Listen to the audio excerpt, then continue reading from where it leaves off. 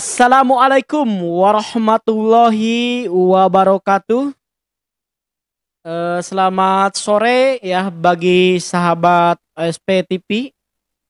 Saya ucapkan ya selamat sore, salam sejahtera bagi kita semua.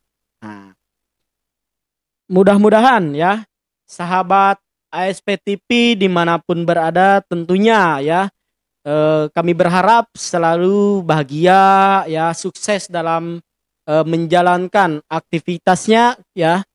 Tentunya kita semua selalu ada dalam lindungan Allah Subhanahu wa taala. Amin ya Allah ya rabbal alamin. Nah, bagi sahabat-sahabat yang kebetulan nontonnya di malam hari ya, di pagi hari, tetap ya saya ucapkan selamat siang karena kebetulan pengambilan video ini sore ya, mau menjelang maghrib ini, mengisi sebelum waktu maghrib ya. Memanfaatkan waktu sebisa mungkin yang pastinya waktu yang kita manfaatkan itu bisa bermanfaat bukan saja untuk diri kita ya, untuk kami dari ASP Team, tetapi bagi sahabat masyarakat pada umumnya ya. Dalam video kali ini ya, saya akan menjawab lagi ya pertanyaan yang masuk kepada channel ASP ini yang berkaitan dengan penyitaan. Nah, pertanyaannya, apakah polisi itu boleh menyita ya benda-benda dari tersangka itu kan, dari terdakwa tanpa adanya penetapan dari pengadilan? Nah, ini yang akan dibahas dalam video kali ini ya.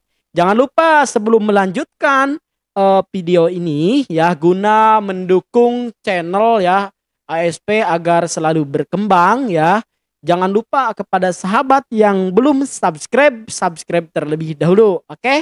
Jangan lupa juga untuk like, komen ya, kemudian men-share videonya ya.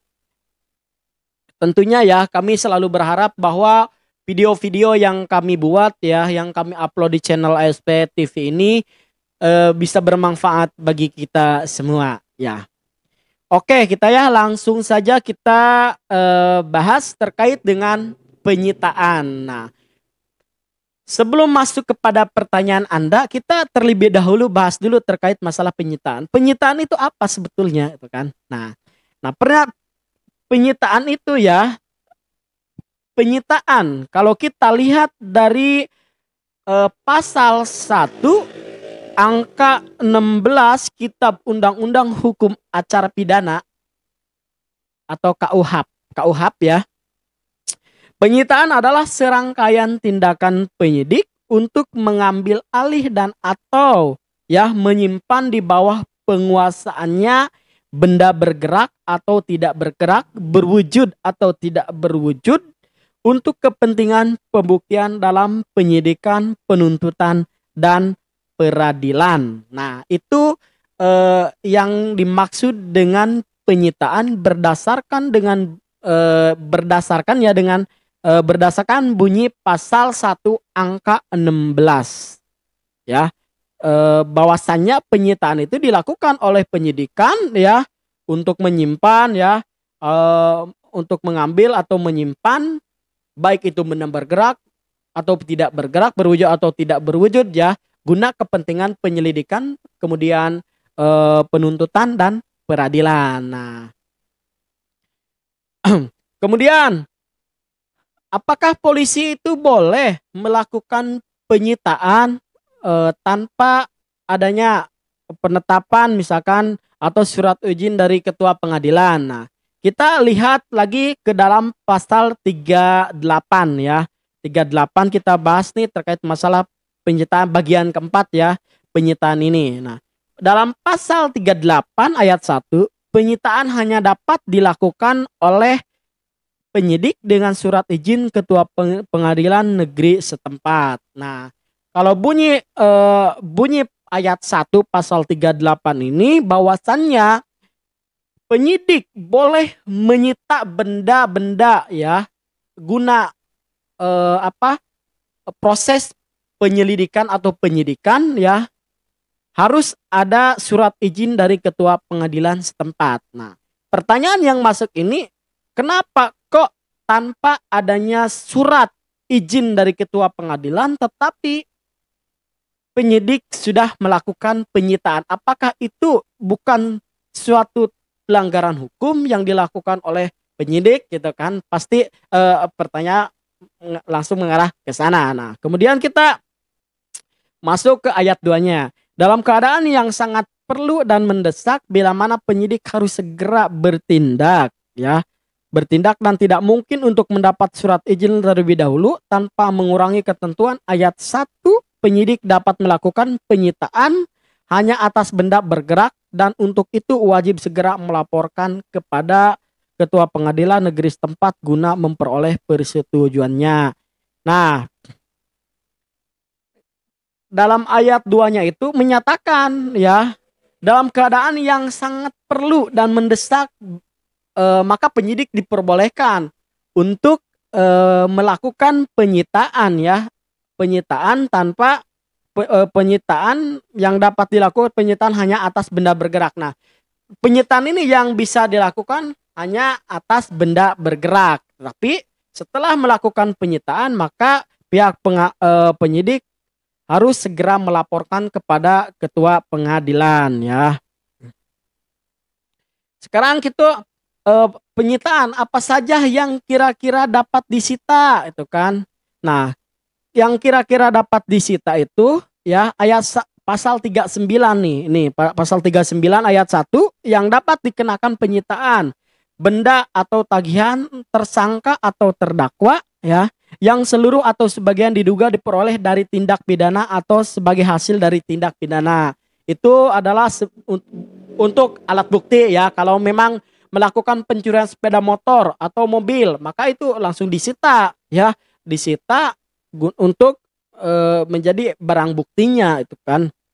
Kemudian yang B-nya, benda yang telah dipergunakan secara langsung untuk melakukan tindak pidana atau untuk mempersiapkannya. Nah, benda yang dimaksud ini contoh ya, ketika ada seorang pencuri melakukan tindakan pencurian, dalam hal ini misalkan melakukan pencurian sepeda motor, maka untuk mendukung gitu kan, untuk mendukung dia melakukan suatu tindak pidana pencurian itu menggunakan alat apa? Nah, kalau kita baca-baca di berita ya, yang biasa dilakukan oleh si pencuri itu kan dengan menggunakan letter T ya atau kunci T, maka itu bisa disita oleh pihak penyidik guna melengkapi berkas-berkasnya ya, untuk menjadi barang bukti. Nah, barang bukti. Kemudian yang C, benda yang dipergunakan untuk menghalangi penyelidikan tindak pidana ya. Kemudian ada D, benda yang khusus dibuat atau diperuntukkan melakukan tindak pidana. Seperti tadi kalau benda yang khusus untuk dipergunakan tindak pidana, taruhlah misalkan pulpen saya. Pulpen saya misalkan taruhlah ini kunci T ya. Ini kunci T, ini saya buat sendiri atau misalkan pesan dari orang lain. Untuk memperlancar proses saya dalam melakukan pencurian gitu kan. Nah, maka ini boleh disita ya, disita ini oleh pihak kepolisian tadi untuk jadi barang bukti ini di persidangan nanti.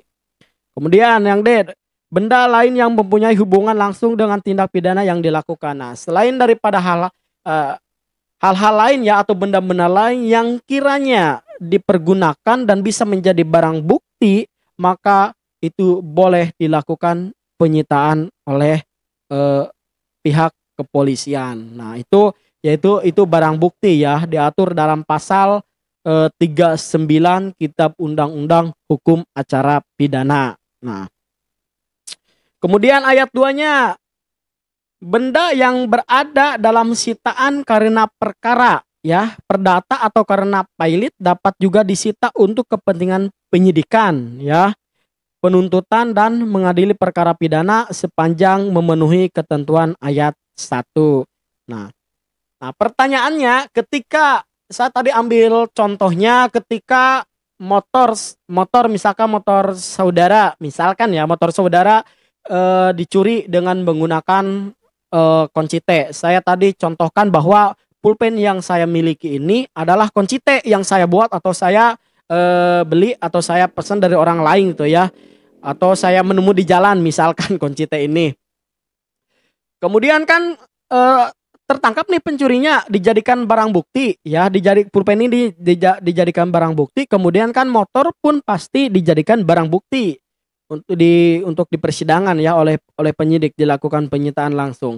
Nah, masuk ke lagi pertanyaan misalkan apakah motor yang saudara miliki itu ya yang dicuri kemudian dijadikan barang bukti bisa lagi kembali kepada pelukan Anda itu kan, atau bisa lagi kembali lagi kepada saudara? Pertanyaan yang selanjutnya saya jawab bisa ketika motor saudara itu dilengkapi dengan BPKB-nya. Itu bisa kembali kepada saudara. Tetapi apakah ketika motor saudara yang dicuri itu ya, yang sudah disita itu bodong misalkan, maka tidak lagi kembali kepada saudara, yang ada bisa saudara dituntut berdasarkan pasal 480 KUHP ya tentang penadahan. Nah, itu tidak bisa. Bagaimana kalau misalkan motornya masih dalam kredit nih, cicilan. Nah, kalau dalam proses masih kredit, biasanya ya motor itu dikembalikan kepada lembaga pembiayaannya ya. Kalau biasa masyarakat bilang ya, kita bilang itu ke leasing. Biasanya dikembalikan kepada leasing karena motor tersebut kan masih punya leasing, bukan punya saudara. Nah, ketika motor itu lengkap dengan BPKB-nya, maka saudara boleh melampirkan BPKB tersebut ya di persidangan atau ke penuntut umum, maka atau ke penyidik ya, maka motor tersebut akan kembali kepada saudara. Itu terkait masalah penyitaannya. Kemudian pasal 40-nya menyatakan dalam hal tertangkap tangan penyidik dapat menyita benda dan alat yang ternyata atau yang patut diduga telah dipergunakan untuk melakukan tindak pidana dan atau benda lain yang dapat dipakai sebagai barang bukti. Nah, pasal 40 ini adalah sebetulnya sangat menjawab pertanyaan daripada sahabat ya. Kalau sahabat bertanya, apakah polisi boleh melakukan penyitaan tanpa surat izin ya dari ketua pengadilan?